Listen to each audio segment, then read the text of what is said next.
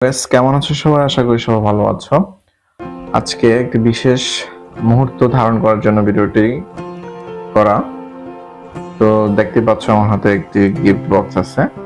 মূলত আজকে হচ্ছে টিচার্স ডে, 5ই অক্টোবর 2022। তো এই গিফটটা আমার স্টুডেন্ট দিয়েছে।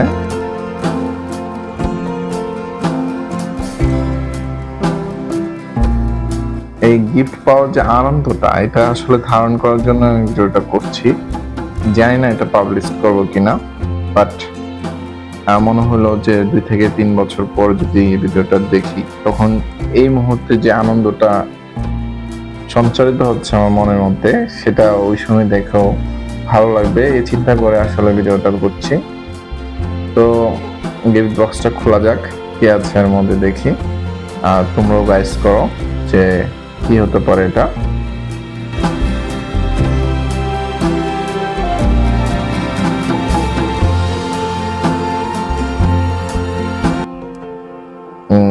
এটা একটা মগ, আর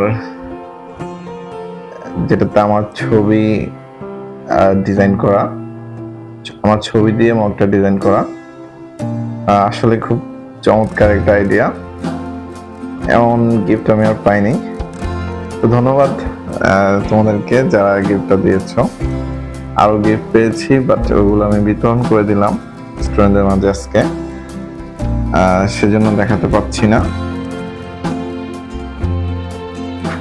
তো খুব ভালো লাগছে আসলে।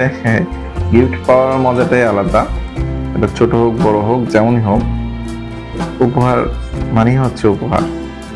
স্মরণীয় হয়ে থাকলো আজকের দিনটি। অনেক ভালো লাগলো। করোনার কারণে আসলে 2 বছর